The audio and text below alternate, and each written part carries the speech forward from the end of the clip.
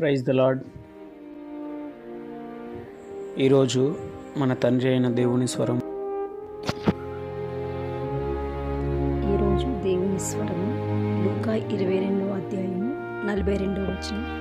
తండ్రి, ఈ గిన్నె నా యొద్ద నుండి తొలగించుటకు నీ చిత్తమైతే తొలగించుము, అయినను నా ఇష్టము కాదు నీ చిత్తమే సిద్ధించునుగా కానీ ప్రార్థించను.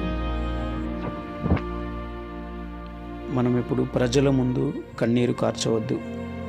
ప్రభు అయిన యేసు లూకా 22:44లో ఆయన వేదన పడి మరింత ఆతురముగా ప్రార్థన చేయగా ఆయన చెమట నేలపడుచున్న గొప్ప రక్తబిందువు వలె ఆయను అని ఈ విధంగా ప్రార్థన చేయుటకు మనం చదువుతాము.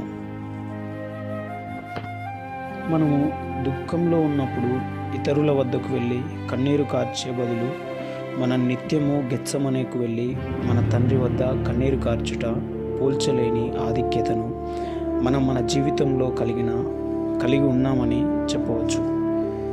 అనేక మంది మన చుట్టూ నిలుచుని ఊరటనిచ్చు మాటలు చెప్పినప్పటికీ ఉపయోగం ఏమిటి? అయ్యో, అవి అన్ని చెత్తతో సమానం.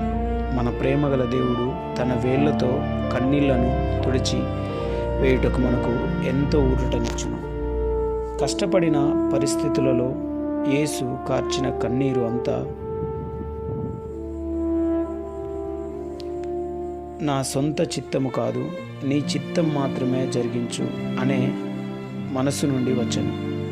కష్టమైన పరిస్థితులలో యేసు కార్చిన కన్నీరు అంతా నా సొంత చిత్తము కాదు, నీ చిత్తం మాత్రమే జరిగించు అనే మనసు నుండి వచ్చాను.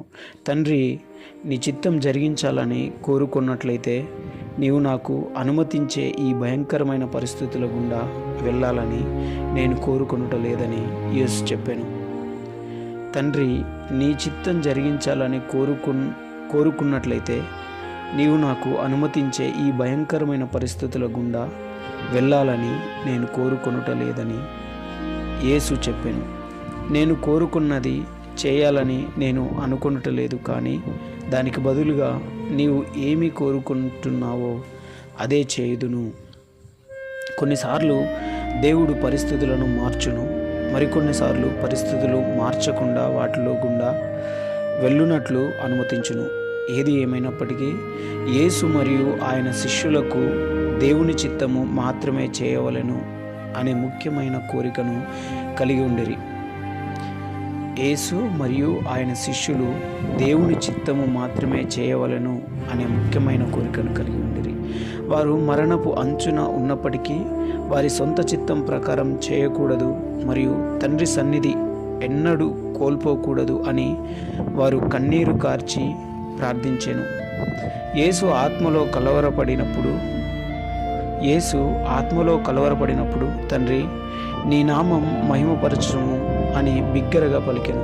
యోహాను 12:27-28లో చెప్పినట్టు. కాబట్టి యేసు తన కొరకు తాను కన్నీరు కార్చక దేవుని చిత్తము మాత్రమే తప్పనిసరిగా చేయవలెనని కన్నీరు కార్చెను. అందుకే యేసు కొరకు ఏడుస్తున్న కొందరు స్త్రీలను చూచి,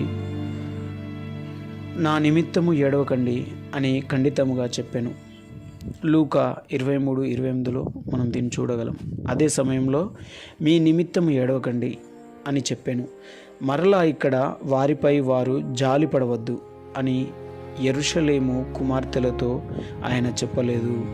దీనికి భిన్నముగా ఆయన వలె గెత్సమనే అనుభవం పొందుటకు ప్రార్థన చేయు విధానము మరియు దేవుని నామము మహిమార్థం వారి జీవితంలో దేవుని చిత్తము నెరవేర్చబడవలెనని దుఃఖించుట ఆయన మనకు చూపెను.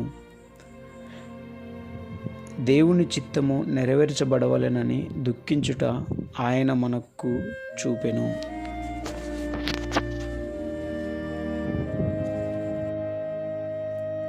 ప్రార్థన.